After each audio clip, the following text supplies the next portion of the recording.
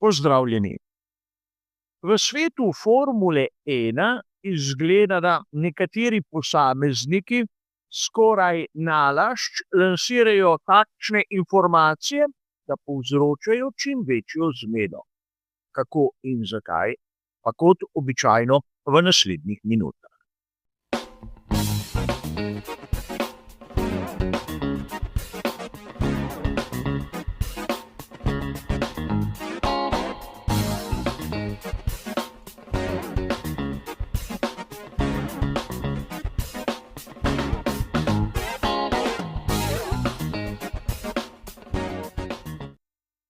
Današnji prispevek bo v čisto drugačnem tonu kot običajno.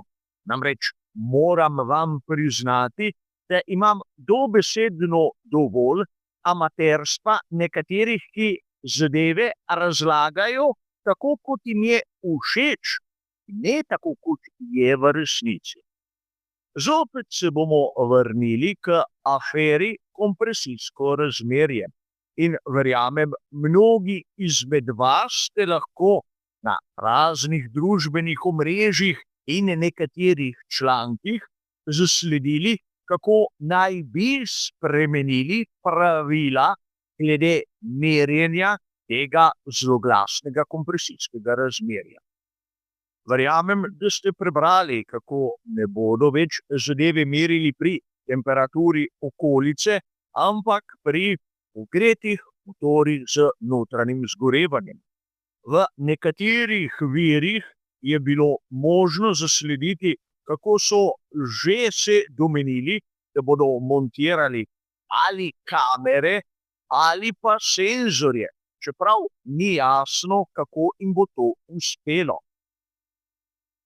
Zavedati se moramo nekega dejstva, da motor z notranjim zgorevanjem oziroma celotni pogonski sklop v Formuli 1 ni nekaj, kjer boš od danes do jutri zvrtal luknjico in dodal senzor ter ga pritrdil z lepilnim trakom.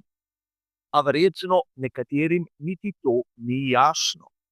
Kolikokrat sem v preteklih prispevkih povedal, da se kompresijsko razmerje računa. Namreč zadeva ni podvržena merjenju, kajti če bi merili kompresijo, bi seveda zadevo izrazili v tlaku in ne v neke vrste ulomku, ampak govorimo o razmerju 16:1 oziroma 18:1. Ampak do tu nihče od teh strokovnjakov ni še prišel.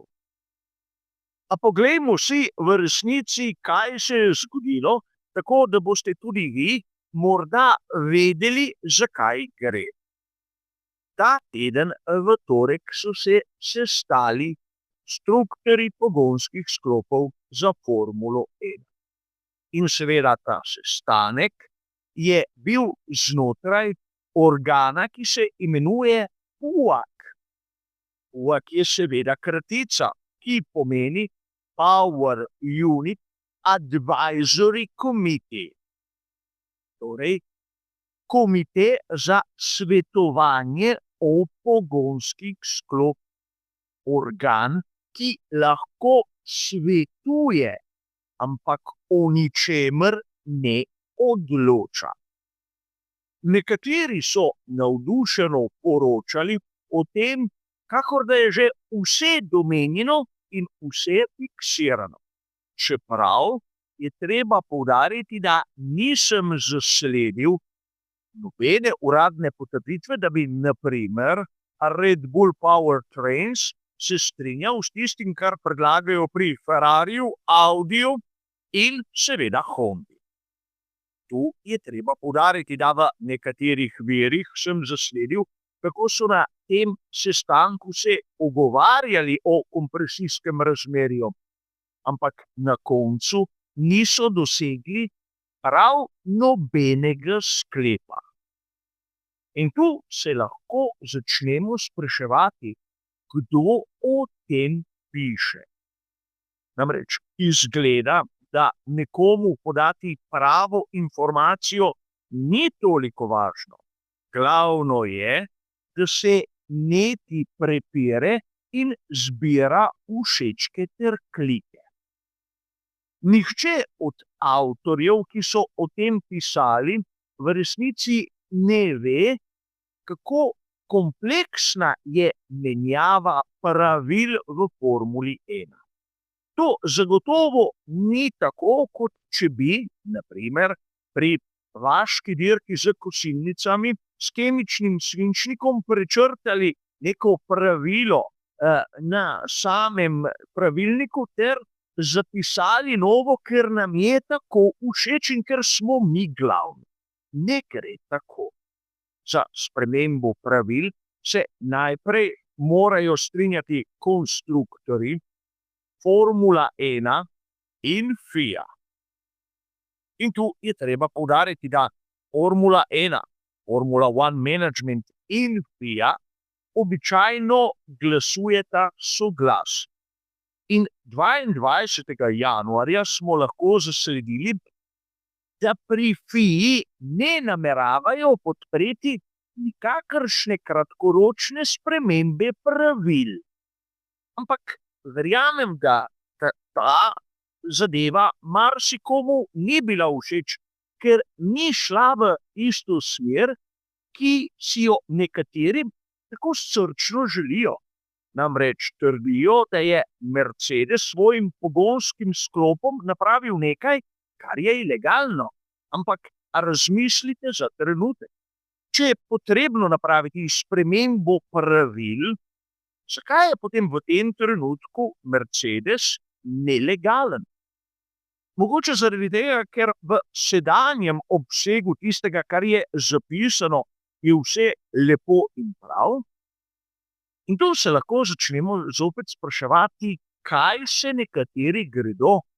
Namreč, če so pri Mercedesu odkrili nekaj, kar ni bilo zapisano v pravilih, dokler te ne spremenijo, je vse v najlepšem redu.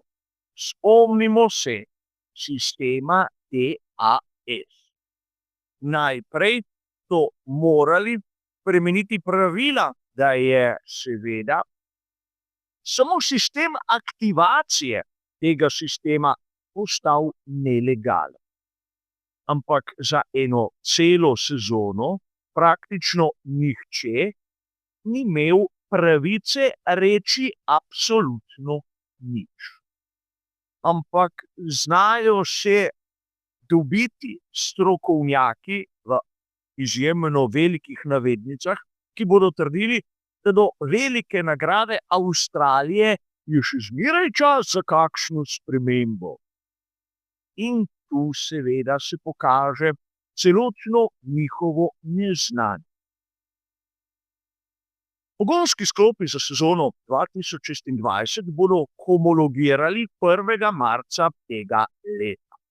In karkoli bo šlo skozi homologacijo, bo legalno. Sprememba pravil strani FIE ni tako enostavna. Namreč tisti člen, kjer je jasno zapisano, da se zadeve meri pri temperaturi okolice, je v pravilniku in ne v tehnični direktivi. Tudi če pride do spremembe v tehnični direktivi, FIA da določen čas, da se ekipe prilagodijo. In verjamem, mnogi izmed vas se niti ne spomnijo, kaj se je dogajalo lani. Namreč spremembe pri načinu merjenja upogibanja zadnjega aerodinamičnega stabilizatorja. Zadeva, ki je bistveno bolj enostavna. Ampak vseeno so ekipe imele čas za prilagoditve do velike nagrade Španije. In tu se poraja vprašanje, kdo piše take konstrukte, da ne rečem nebuloze ali pa čiste bedarije. Namreč ne verjamem, da so razni, ki se imajo za avtorje, tako za tistim, kar pomeni biti nekdo, ki se spozna za Formulo 1. In prosim, poslušajte še enkrat prejšnji stavek in med besedami boste razumeli, kaj sem hotel povedati. Jasno nam je, da zadeva je v takšnem stanju, da kratkoročnih sprememb ne smemo realno pričakovati. Najprej bi se kaj takega lahko zgodilo v sezoni 2027, če ne v 2028, ko bo večina tistih komponent, ki jih lahko še enkrat homologiraš, praktično prišla v veljavo. Ampak ne, potrebno je spremeniti sedaj, takoj, ker Mercedes slepari. Prvič, sistem je tak, da tako hitrih sprememb ni možno uvesti, tudi če bi hoteli. In drugič, po sedaj veljavnih pravilih je pogonski sklop Mercedesa legalen, drugače ne bi rabili spremembe pravil. In če se dobi še kak poznavalec, ki trdi, da polet Formule 1 more skozi celoten vikend ustrezati pravilom, je treba povedati, da kompresijsko razmerje se meri pri temperaturi okolice skozi celoten vikend, če vam je to poljubno. In to je nekaj, kar marsikomu ne pride v glavo. Ali pa verjetno sam noče tega razumeti. Menim, je iskreno žal, da smo v takem svetu, kjer se kaznuje tistega, ki je napravil nekaj več, in s takšnimi polemikami se podpira onega, ki je povprečen, ki svoje naloge ni dobro opravil, ali pa v žargonu Formule 1 podpira se tistega, ki je počasnejši. In tu se more marsikdo izmed nas zamisliti. Kolikokrat sem trdil, da je navijanje v Formuli 1 koristno, ampak navijati za nekoga, ne navijati proti onemu drugemu. In sedaj, če je naša ljubljena ekipa v tisti skupini, ki ni znala izkoristiti neke pomanjkljivosti v pravilu, smo vsi uperjeni proti onim, ki so znali napraviti nekaj več, namesto da bi našim povedali, sram vas bodi nesposobneži, kaj ste pa delali toliko časa. A vem, naši so zlati, oni tam so grdi, hudobni in seveda še vse drugo zdravo. A to seveda ni Formula 1. To so frustracije posameznikov, ki imajo, vsaj po mojem, prazna življenja. A kot običajno, to je moje osebno mnenje, nekoga, ki se o Formuli 1 ne spozna prav veliko. A za danes bo to vse. Hvala za vašo pozornost in nasvidenje.